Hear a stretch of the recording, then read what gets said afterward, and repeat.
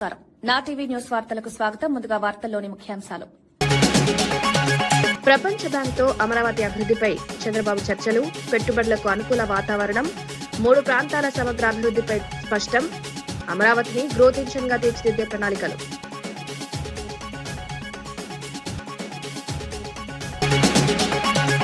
కేటీఆర్, హరీష్ పై పొంగులేటి తీవ్ర వ్యాఖ్యలు, అబద్దాలతో మభ్యల పెడుతున్నారని విమర్శ, తప్పుడు ప్రచారంతో మళ్లీ అధికారంలోకి రావాలనే ప్రయత్నం, నిజాయితీతో రాజకీయాలు చేయాలని సూచన.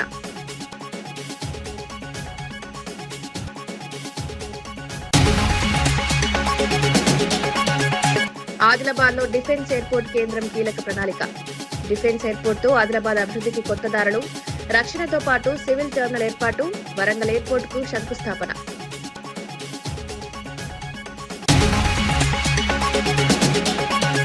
హరీష్ రావుపై ఎంపీ కిరణ్ రెడ్డి ఘాటు వ్యాఖ్యలు, 10 ఏళ్ల పాలనను మర్చిపోయారని విమర్శ, బీజేపీ కూడా బీఆర్ఎస్ స్క్రిప్ట్ అనుసరిస్తోందని ఆరోపణ, మేనిఫెస్టో హామీలో 30% కూడా అమలు కాలేదని విమర్శ.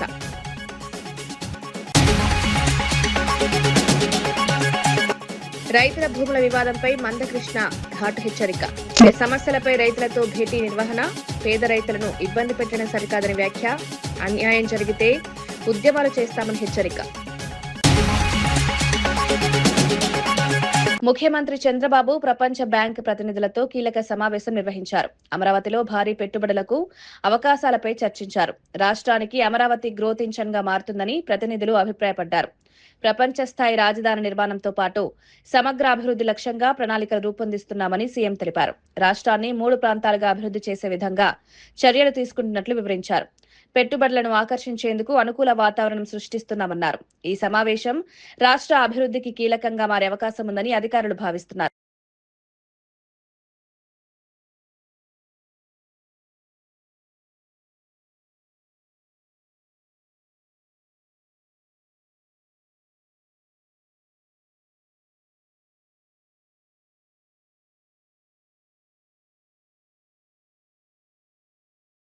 మంత్రి Nara Lokesh my TDP app లో ఉత్తమంగా పనిచేసిన టాప్ 10 కార్యకర్తలతో ఆత్మీయ భేటీ నిర్వహించారు.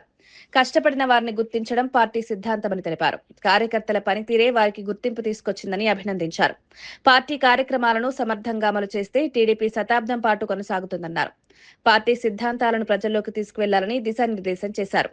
యాప్ ను సమర్థంగా వినియోగించిన కార్యకర్తలను ఘనంగా సత్కరించారు.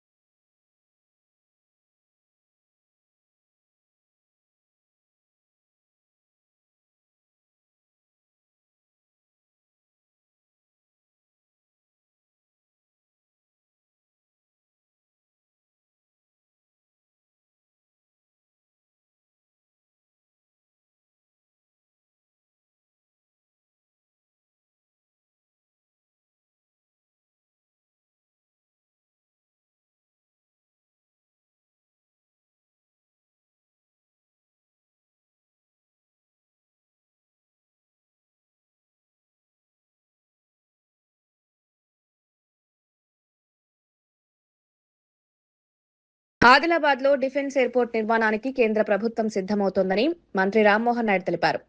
ఈ నెల 17న రక్షణ, సివిల్ ఏవియేషన్ రాష్ట్ర అధికారులతో కలిసి క్షేత్రస్థాయి పర్యటన చేపడతామన్నారు. రక్షణ శాఖ నిర్మించే ఈ ఎయిర్పోర్ట్ లో సివిల్ ఏవియేషన్ కోసం ప్రత్యేక టెర్మినల్ ఏర్పాటు చేస్తామని వెల్లడించారు. వరంగల్ విమానాశ్రయానికి 3 నెలల్లో శంకుస్థాపన జరుగుతుందన్నారు. ఈ ప్రాజెక్టులతో ప్రాంతీయ అభివృద్ధికి కొత్త దారులు తెంచుకుంటాయన్నారు. ఉద్యోగ అవకాశాలు పెరగడంతో పాటు రవాణా సదుపాయాలు మెరుగుపడతాయని అన్నారు.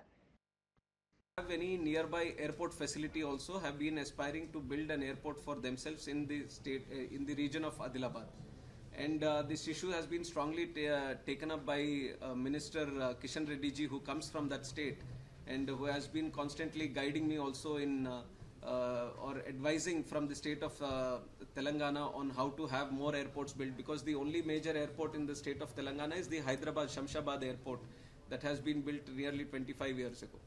So there is a need for Telangana to have more airports, and that is the idea and the vision of our Honorable Prime Minister Narendra Modi ji. For Viksit Bharat 2047, we are envisioning 350 airports.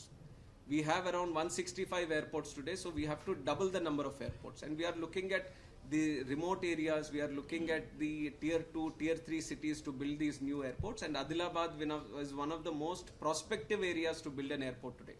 And what we have observed there is that there is already an old airstrip lying with the Ministry of Defence, and they have compiled 370 acres of land for themselves. So that is why it was important for us to interact with the Ministry of Defence to get their support in expanding that airport into a proper full-fledged airport.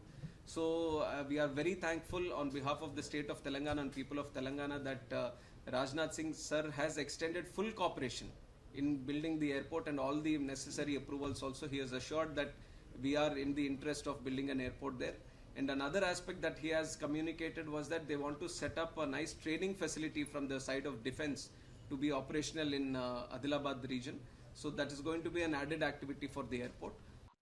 YCP నేతలపై Ponnuru MLA Dhulipala Narendra తీవ్ర విమర్శలు చేశారు. విధ్వంసంతో ప్రారంభమైన పాలన ఇప్పుడు 11 సీట్లకు పరిమితమైన వారి వైఖరిలో మార్పు లేదన్నారు. గొడవలు సృష్టించి రాజకీయ లాభం పొందడం వైసీపీ నైజమని ఆరోపించారు. చట్టాన్ని మించిన చర్యలు చేస్తే కఠిన చర్యలు తప్పవని హెచ్చరించారు. ప్రజాస్వామ్య వ్యవస్థలో చట్టం తన పని తాను చేసుకుంటుందని స్పష్టం చేశారు. రాజకీయాల్లో బాధ్యతాయుతంగా వ్యవహరించాలని సూచించారు. ఈ వ్యాఖ్యలు ఆంధ్రప్రదేశ్ రాజకీయాల్లో చర్చనీయాంశంగా మారాయి. వేధింపులు భరించే ప్రజలు తిరుగుబాటు చేశారు. ప్రజా తిరుగుబాటు వల్లే జగన్మోహన్ రెడ్డి ప్రభుత్వం 11 సీట్లు పడిపోయింది. మీరు ఇంకా కనుక బుద్ధి తెచ్చుకోబోతే రాబోయే రోజుల్లో మీ అస్తిత్వాన్ని కోల్పోయే రోజులు ఉన్నాయని చెప్పి తెలియజేస్తా ఉన్నాం. బీఆర్ఎస్ నేత హరీష్ రావుపై ఎంపీ చామల కిరణ్ కుమార్ రెడ్డి తీవ్రంగా స్పందించారు. 10 ఏళ్లు అధికారంలో ఉన్న బీఆర్ఎస్ ను ప్రజలు మర్చిపోయారన్నారు. ముఖ్యమంత్రి కావాలంటే ప్రజలకు నిజాలు చెప్పాలని సూచించారు. బీజేపీ నేతలు కూడా బీఆర్ఎస్ స్క్రిప్ట్ ను చదువుతున్నారని విమర్శించారు. 2014లో ప్రజలను తప్పుదోవ పట్టించి ఓట్లు పొందిన పార్టీలుగా బీఆర్ఎస్ బీజేపీని పేర్కొన్నారు. మేనిఫెస్టోలో ఇచ్చిన హామీలలో కనీసం 30% కూడా అమలు చేయలేదని ఆరోపించారు. ఈ వ్యాఖ్యలు రాష్ట్ర రాజకీయాల్లో చర్చనీయాంశంగా మారాయి. ప్రజలకు ఏం చెప్పాలి? వాస్తవాలు చెప్పాలి. 2014లో 18లో మీరు ఇచ్చినటువంటి వాగ్దానాలు నుంచి మొదలు పెడదాం. ఎందుకంటే మీరు రోజు వచ్చి కాంగ్రెస్ పార్టీ 6 గ్యారెంటీల గురించి మీతో పాటు మీరు మాట్లాడినాక మీ స్క్రిప్టును దొంగలించి మీ స్క్రిప్టును దొంగలిస్తుర్రో మీరే షేర్ చేస్తుర్రో మా తర్వాత మీరు ప్రెస్ మీట్ పెట్టమని బండి సంజయ్ గారికి, బీజేపీ నాయకులకు, మీ బీ టీం పార్టీకి మీరు పొద్దున ప్రెస్ మీట్ పెడతారు, మధ్యాహ్నం తర్వాత అదే రైమ్స్ పాడడానికి వాళ్ళు వస్తారు. వాళ్ళు కూడా వచ్చి 6 గ్యారెంటీలు అంటారు. నేను ఇద్దరికి సమాధానం చెప్పదలుచుకున్నా ఇవాళ గ్యారెంటీల మీద. ఈ భారతదేశంలో గత కొన్ని ఏళ్ళుగా, అంటే మనం పోనీ 2014 తీసుకుందాం, ఎందుకంటే అప్పుడే బీఆర్ఎస్ పార్టీ వచ్చింది, అప్పుడే బీజేపీ పార్టీ వచ్చింది. ఇక అంతకుముందు అంటే కాంగ్రెసే ఉంది కాబట్టి ఇక నా గురించి నేను ఎందుకు చెప్పాలి, మా పార్టీ గురించి. 2014లో ప్రజలను తప్పుతో పట్టించి ఓట్లు వేయించుకున్న పార్టీలు ఏంటి? 2014 నుంచి ఈ రోజు వరకు అధికారంలో ఉన్నటువంటి బీజేపీ పార్టీ సెంట్రల్లో, 2014 నుంచి 2023కు ప్రజలు గమనించి, ప్రజలు గుర్తుపట్టి, ప్రజలు వాస్తవాలు తెలుసుకొని తరిమి కొట్టినటువంటి బీఆర్ఎస్ పార్టీ. 14-18లో మీరు ఇచ్చిన మేనిఫెస్టోలో 30% కూడా చేయలే మీరు. ఎందుకంటే అప్పుడున్న కేసీఆర్కి ఈ ప్రజలకు ఇవన్నీ అవసరమారా? పైసలు ఇచ్చి కొనుక్కోవాలి, దాచుకునే తీసి కొన్ని ఇచ్చి కొనుక్కోవాలి తప్ప వీళ్ళకి ఇవన్నీ చేస్తామరా, చెప్పేది ఒకటి చేసేది ఒకటి ఉంటుంది, గిట్లా చేస్తే మనం ఏడుంటాం రా అని చెప్పి ఓవర్ కాన్ఫిడెన్స్ తోటి రెండోసారి కూడా అధికారంలోకి వచ్చారు. మంత్రి పొంగులేటి శ్రీనివాస్ రెడ్డి బీఆర్ఎస్ నేతలపై తీవ్ర వ్యాఖ్యలు చేశారు. కేరళ ఎన్నికల ప్రచారంలో ఉన్న సమయంలో తనపై అసత్య ప్రచారం చేశారని ఆరోపించారు. అబద్దాలు, డ్రామాలతో ప్రజలను మభ్యపెట్టే ప్రయత్నం చేస్తున్నారని మండిపడ్డారు. మళ్లీ అధికారంలోకి రావాలని ఆశతో తప్పుడు ప్రచారం చేస్తున్నారని విమర్శించారు. కేటీఆర్, హరీష్ రావు నేతృత్వంలోని బృందం ప్రజలను తప్పుదోవ పట్టిస్తోందన్నారు. రాజకీయాల్లో నిజాయితీ అవసరమని సూచించారు.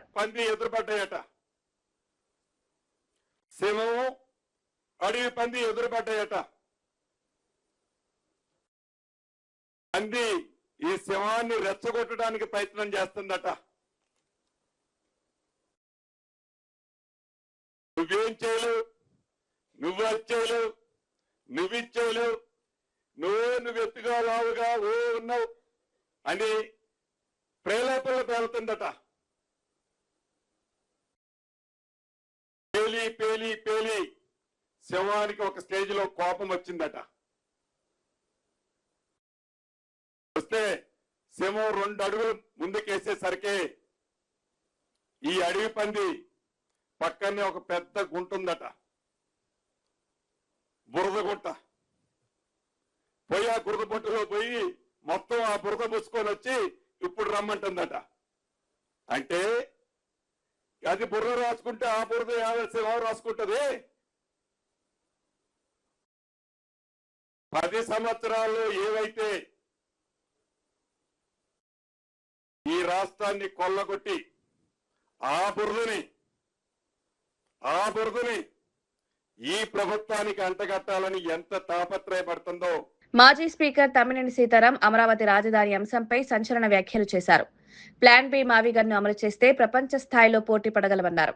అమరావతికి ఖర్చు చేస్తున్న మొత్తంలో కొంత భాగం మావిగన్కు వెచ్చిస్తే అది నెంబర్ 1 రాజధాని అవుతుందని పేర్కొన్నారు. అప్పుల్లో ఉన్న రాష్ట్రంపై మరింత భారం మోపడం సరికాదని విమర్శించారు. ఈ విషయంలో ప్రభుత్వం సరైన ఆలోచన చేయడం లేదన్నారు. ఒక ప్రతిపక్ష రాజకీయ పార్టీగా మా బాధ్యత ఏంటి? సులభతరంగా మీరు పూర్తి చేసుకోగలిగే పరిస్థితి కల్పిస్తుంది. అందులో 10% మీరు ఖర్చు పెడితే నెంబర్ 1 ఎగ్జిక్యూటివ్ అవుతుంది, నెంబర్ 1 రాజధాని. మీరు ఆ పాట ఆలోచించలేదా బాబు గారు? మీకు ఆ మాత్రం తెలియదా? అలా తిరుపతి లడ్డూలో పందుకో కలిసింది, దీంట్లో ఇది 2 ఏళ్ళు ఆగారు దానికోసం. సాగది ఆఖరి టప్పలు.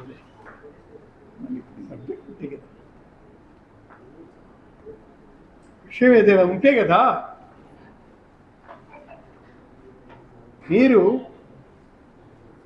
అది కానప్పుడు plan B is an excellent proposal for you. తర్వాత మీ ఇష్టం. ప్రభుత్వం ఈ పరిస్థితుల్లో ఉన్నాయి. అప్పులే ఇప్పుడు 3,050 కోట్ల పైన ఉన్నాయి కదా. 3,52,000 కోట్లు ఉన్నాయి కదా. ఈ అప్పులకు తోడు ఇదొకట. ఉనికే ఇప్పుడు ఉనికే నక్క మీద తాటికాయ పడినట్టుగా ఇదొకటే. ఇంకెంత తెస్తారో తెలియదు. అందుకు మావిగాన్పై ప్రజలు, మేధావులు, విద్యావంతులు, పాత్రికేయులు, మహిళలు, విద్యార్థులు అందరూ కూడా యునానిమస్గా ఆలోచించి మావిగాన్ని సెలెక్ట్ చేసుకోండి అని చెప్తున్నారు. రైతుల హక్కులకు భంగం కలిగితే సహించబోమని మందకృష్ణ మాదిగ స్పష్టం చేశారు. అమీన్పూర్ మండలం ఐలాపూర్ గ్రామంలోని భూ వివాదాన్ని పరిశీలించి రైతులను పరామర్శించారు. సర్వే నెంబర్లు 1 నుండి 220 వరకు ఉన్న 1,265 ఎకరాల భూమిపై సమస్యలు కొనసాగుతున్నాయన్నారు. పేద రైతులను హైడ్రా ఇబ్బంది పెట్టడం సరికాదని మండిపడ్డారు. ప్రభుత్వ యంత్రాంగం రైతుల పక్షాన నిలవాలని సూచించారు. భూముల విషయంలో అన్యాయం జరిగితే పెద్ద ఎత్తున ఉద్యమాలు చేస్తామని హెచ్చరించారు. ఏ నిర్ణయం తీసుకోదలుచుకున్నా అది రైతులను, ప్రజలను భయభ్రాంతులు చేసే విధంగా ఉండకూడదని, అది హైడ్రా అయినా హైడ్రా నిబంధనల పరిధిలోనే భయభ్రాంతులు గురిగాని పద్ధతిలోనే వ్యవహరించాలని, రెవెన్యూ డిపార్ట్మెంట్ కూడా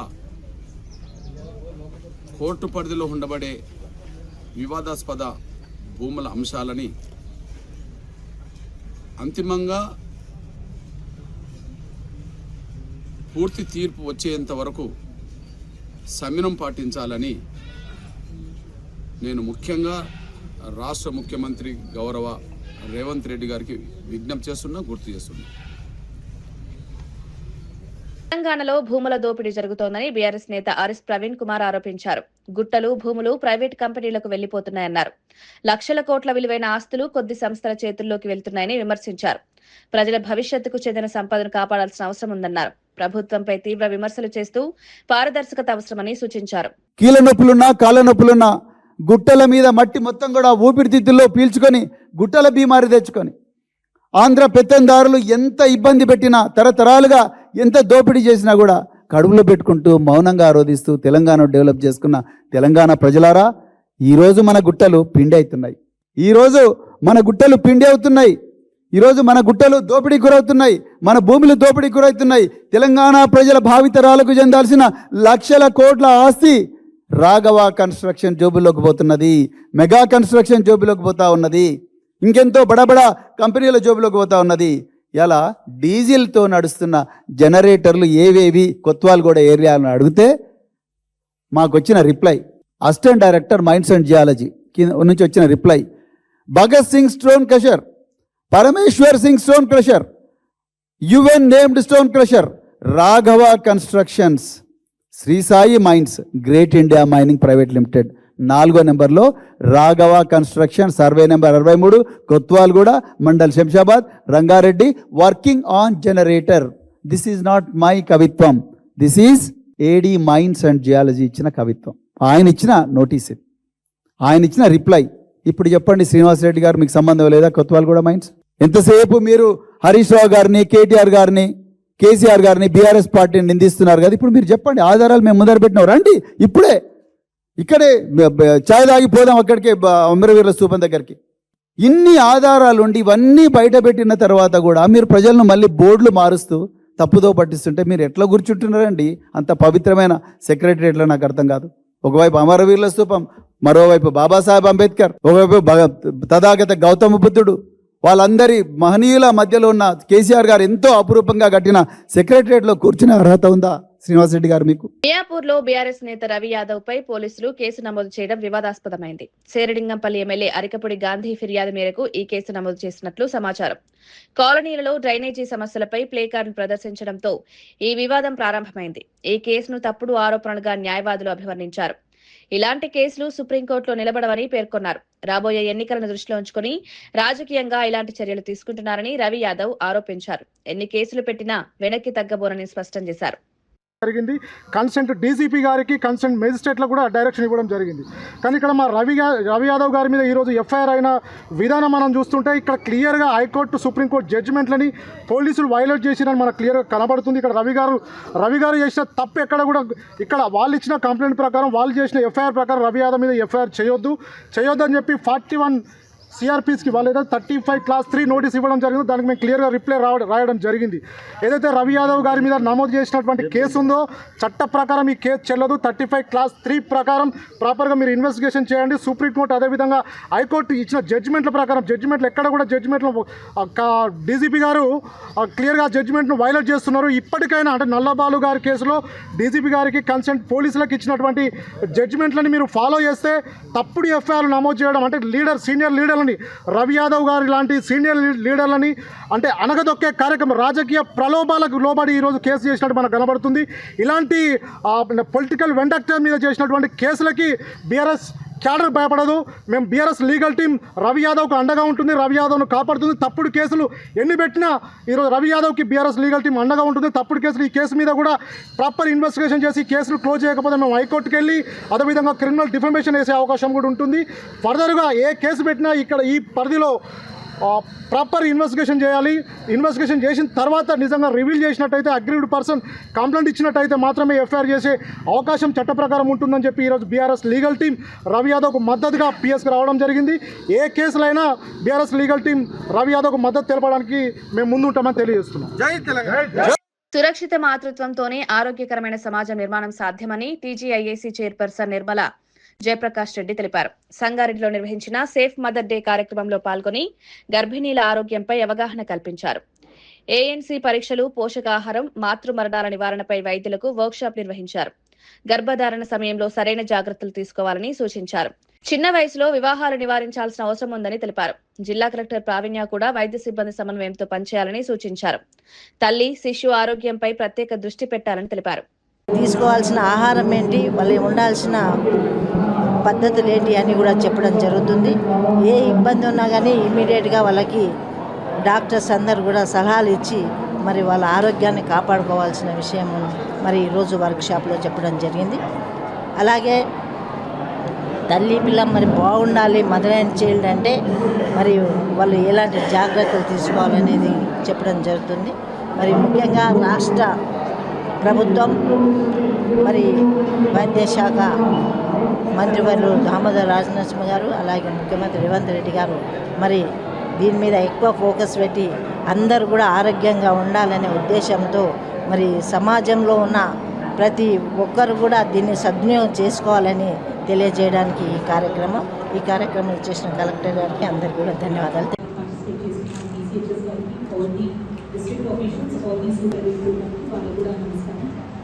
ఈరోజు మనము చూసుకుంటే మెయిన్ ఆస్పెక్ట్స్ ఒకటి యాంటీనేటల్ చెకప్స్ మీద మనము ఫోకస్ చేసుకోవాలి. ఈ యాంటీనేటల్ చెకప్స్ మనకి ఆశా అండ్ ఏఎన్ఎం నెట్వర్క్ చాలా స్ట్రాంగ్ ఉంది. వాళ్ళు చేస్తున్న రెగ్యులర్ ఎవ్రీ ట్రైమిస్టర్ వాళ్ళు చేస్తున్న చెకప్స్ వాళ్ళు పిఎస్సికి ఇవన్నీ తీసుకొస్తున్నారు. That is the crucial stage at which majority of the cases can be avoided in to high risk కానీ ఆర్ అర్లీ డిటెక్షన్ ఉంటేనే దీనికి టేక్ కరెక్టివ్ యాక్షన్ అది right time.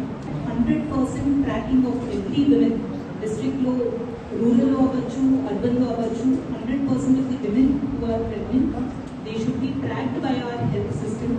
So I request that మీరు field స్టాఫ్ని ఇంకా కొంచెం motivate చేసి ఎవరిని కూడా వాళ్ళు మిస్ చేయకుండా they should all be updated in our system and regular ఇంటర్వెల్స్లో వాళ్ళకి జరగాల్సిన యాంటీనేటల్ చెకప్స్కి వాళ్ళు కంపల్సరీ రావాలి. అండ్ మనకి ఎవ్రీ మండే ఏదైతే యాంటీనేటల్ చెకప్స్ జరుగుతాయో అప్పుడు కూడా మనము రొటీన్గా కాకుండా if you detect any case of high risk pregnancy అవ్వచ్చు ఆర్ మీకు ఎక్కడైనా డౌట్ ఉన్నా కూడా please advise them to go for checkups, diagnostics అవ్వచ్చు ఆర్ ఇష్యూ ఎస్కలేట్ చేసి please ask them to visit special physician, gynaecologist కానీ ఎక్కడైతే రిక్వైర్మెంట్ ఉందో వాళ్ళని ఎర్లీ స్టేజెస్లోనే వాళ్ళకి గైడెన్స్ అనేది ఇవ్వాల్సిందిగా రిక్వెస్ట్ చేస్తున్నాను. Second thing, when it comes to deliveries మన దగ్గర డిస్ట్రిక్ట్లో చూసుకుంటే ఇప్పటికీ కూడా ది సి సెక్షన్ రేట్ 23% అని ఇచ్చారు. But I think that is higher than that. మీ గవర్నమెంట్ రేట్ 23 వస్తుంది. ఇందాక ఐ థింక్ డాక్టర్ చెప్పినట్టు 10 to 15% is what is recommended by WHO. It has to come down to that level and only in the rarest of rare cases ఎక్కడైతే మనకి తప్పని పరిస్థితుల్లో మాత్రమే we should be encouraging C section. Otherwise normal డెలివరీస్కి వాళ్ళని mind set అనేది వాళ్ళకి set చేయడం and secondly necessary guidance from early on. And it is not just the mother, family మెంబర్స్కి కూడా ఆ కన్సర్న్ గైడెన్స్ అనేది అవసరం ఉంది. సో దాంట్లో the concern doctors who are there regular doctor చూసే వాళ్ళకి మీరు గైడెన్స్ ఇవ్వాల్సిందిగా రిక్వెస్ట్ చేస్తున్నాను. And third, postnatal care is becoming more and more important for 2 reasons. ఒకటి, మనం చూసుకుంటే డిస్ట్రిక్ట్లోనే నా మెటర్నల్ మోర్టాలిటీ మనకి 7 అనేది లాస్ట్ ఇయర్ ఫిగర్స్ ఉంది, which is very very high for today's standards. Maybe once upon a time when we did not have proper sanitation, did not have proper technology, that number would have been acceptable. But today's 7 అనేది, though it is an improvement from last year 24-25. మంత్రి Ponguleti శ్రీనివాసరెడ్డిపై MLA Vivekananda తీవ్ర విమర్శలు చేశారు. ఎంత అవినీతి అన్యాయం చేసినా తనను ఎవరు ఆపలేరన్న ధోరణితో మాట్లాడుతున్నారని ఆరోపించారు. ప్రజల సమస్యలను పట్టించుకోకుండా అహంకారంతో వ్యవహరిస్తున్నారని మండిపడ్డారు. రాజకీయాల్లో బాధ్యతాయుతంగా ఉండాల్సిన అవసరం ఉందన్నారు. ఈ విధమైన వ్యాఖ్యలు ప్రజల్లో అసంతృప్తి కలిగిస్తాయని తెలిపారు. ప్రజల్లో ఉన్న నాయకులు ప్రజలకు జవాబుదారీగా ఉండాలని సూచించారు. ఇంత పొగరుతో మాట్లాడుతున్నాడంటే అసహనం ఎంత పొగరు ఎంత కనపడ్డదంటే, నేను ఏఐసీసీకి ఏటీఎంగా మారినా, నేను ఏసీకి డబ్బులు ఇచ్చుకుంటున్నా, నాకు తిరుగులేదు, నన్ను ఆపేటాడు కూడా లేడన్నట్టు మాట్లాడుతున్నాడు. ఎన్ని తప్పులు చేసినా, ఎన్ని అన్యాయాలు చేసినా, ఎంత అవినీతి చేసినా, ఎంత అరాచకాలు చేసినా, ఎన్ని దౌర్జన్యాలు చేసినా నన్ను ఆపటోడు ఎవ్వడు లేడి రాష్ట్రంలో అనే విధంగా పొగరుతో మాట్లాడినాడు. ఈ యొక్క పొంగులేటి శ్రీనివాసరెడ్డి అనేట ఆయన బాంబులేటిగా అయిపోయిండు, ఇప్పుడు పొగురులేటిగా పోయిండు, బొంకులేటికి మంత్రి తయారైనాడు. ఏం భాష అండి? ఏం మాట్లాడినాడు? ఏమని మాట్లాడడానికి మన నాయకుల మీద ఏదో మాట్లాడుతున్నాడు. ఇదే పెద్దలు కేసీఆర్ గారి దగ్గర, ఇదే మా అప్పుడు మంత్రిగా ఉన్నటువంటి కేటీఆర్ గారి దగ్గర, ఇదే మా హరీష్ రావు గారి దగ్గర గంటలు తరబడి వెయిట్ చేసే సంగతి మర్చిపోయినావా పొంగులేటి శ్రీనివాసరెడ్డి గారు? గంటలు పొద్దున వస్తే రాత్రి వరకు వీళ్ళ కాలు నా ముందు మొక్కినావు కదా, నేను చూసినా కదా కాలు మొక్కుతుంటే. అంటే అధికారం ఉన్నప్పుడు ఒకటి, లేనప్పుడు ఒక తిరిగి మాట్లాడతావా? నీలాంటి వాళ్ళు ఇంతమంది ఉన్నారు, ఇంతమంది వస్తారు అడిగి చూసినాం మా కళ్ళం కూడా. ఏదో పోయి మంత్రి పెద్ద మాట్లాడుతున్నావు, నువ్వు ఒక బ్రోకర్వి, నువ్వు పోయి మంత్రి అయిపోగానే ఇష్టపడి మాట్లాడతావా?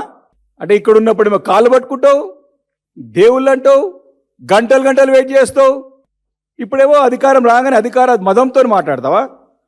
కాబట్టి మొత్తం ఈరోజు స్పష్టంగా అసెంబ్లీలో 28 తారీఖున మార్చ్ 28 రోజు మైండ్స్ ఒక పద్ధతుల మీద అంటే ఇండస్ట్రీస్ పద్ధతుల మీద మాట్లాడేటప్పుడు మా party ఉపనాయకులు legislative party ఉపనాయకులు Harish Rao గారు స్పష్టమైన ఆధారాలతో పాటు స్పీకర్ గారు అంటే అందరి సభ ముందు తన యొక్క కంపెనీ అవినీతిని బయట పెడితే నీ ముందే కదా మాట్లాడింది ఆ రోజు. మేమందరం మేము కూడా ఉన్నాం కదా, నీ ముందే కదా ఆ రోజు హరీష్ రావు గారు అన్ని బయట పెడితే సమాధానం చెప్పలేక పోయి మంత్రులందరితో ప్రలోభపడి వాళ్ళందరితో ప్రధేయపడి ముఖ్యమంత్రి గారి దగ్గర పోయి వాళ్ళతో చెప్పించుకొని దమ్ము లేదా 28 తారీఖు మాట్లాడితే ఈరోజు 8వ తారీఖు 12 రోజుల తర్వాత దాదాపు 10-12 రోజులు 11-12 రోజుల తర్వాత ఈరోజు బయటకు వచ్చి మాట్లాడుతున్నావే.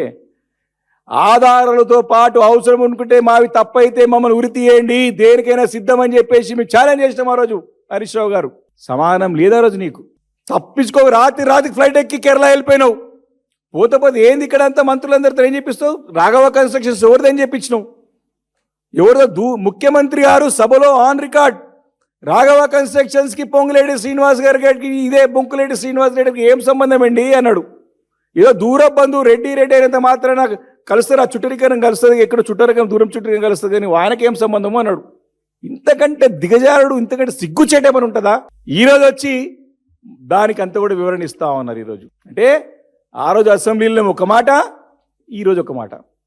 ఆ రోజు తప్పించుకోబోయింది బీఆర్ఎస్ పార్టీ కాదు, మేము కాదు. తోక ముడుచుకొని దొంగలేక పారిపోయిన ఆ రోజు పొంగిరెడ్డి శ్రీనివాసరెడ్డి కేరళకు అని చెప్పి చెప్తానని. దొంగలేక పారిపోయిన రోజు.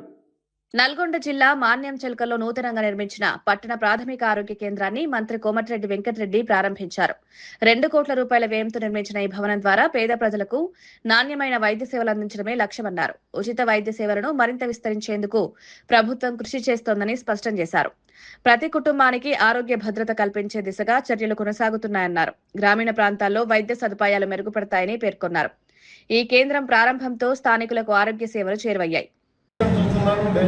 అంతా ఓల్డ్ ఏజ్ వాళ్ళు, ప్రెగ్నెంట్ లేడీస్ రోజు 40-50 మంది వస్తున్నారు, ఇబ్బందిగా ఉందని చెప్పి చిన్న రూమ్లో డాక్టర్ గారు నాకు చెప్పినప్పుడు నాకు ఆలోచన వచ్చి జేఎల్సీ డీజీపీ మన సౌరభ మిశ్రా గారిని కన్వీన్ చేసి జైళ్ళలో జైలు వాళ్ళు ఒక యార్డు కూడా ల్యాండ్ చేయరు, అలాంటిది నాకు కన్వీన్ చేసి ఈ పరిస్థితుల్ని దాదాపు 40,000 మందికి 13 బిలియన్లను ప్రైవేట్ హెల్త్ కట్టాలనుకుంటున్నాం అని చెప్పినప్పుడు వారు కూడా సెక్రటరియట్లో నా ఛాంబర్కి వచ్చి ఇమీడియట్గా ఆర్డర్లు ఇవ్వడం చాలా సంతోషం. ఈరోజు అక్కడ పిఎస్సిలో ఇలా 2 రూమ్లో ఉన్నప్పుడు.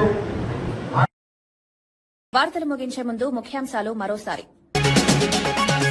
ప్రపంచ బ్యాంక్తో అమరావతి అభివృద్ధిపై చంద్రబాబు చర్చలు, పెట్టుబడులకు అనుకూల వాతావరణం, 3 ప్రాంతాల సమగ్ర అభివృద్ధిపై స్పష్టం, అమరావతిని గ్రోత్ ఇంజన్ గా తీర్చిదిద్దే ప్రణాళికలు.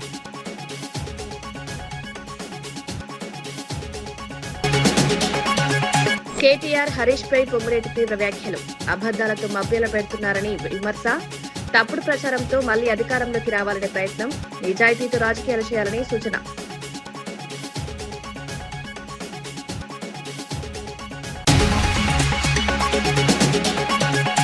ఆదిలాబాద్ లో డిఫెన్స్ ఎయిర్పోర్ట్ కేంద్రం కీలక ప్రణాళిక.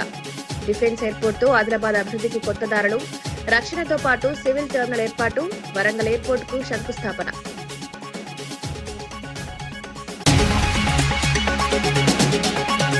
హరీష్ రావుపై ఎంపీ కిరణ్ రెడ్డి ఘాటు వ్యాఖ్యలు, 10 ఏళ్ల పాలనను మర్చిపోయారని విమర్శ, బీజేపీ కూడా బీఆర్ఎస్ స్క్రిప్ట్ అనుసరిస్తోందని ఆరోపణ, మేనిఫెస్టో హామీలో 30% కూడా అమలు కాలేదని విమర్శ.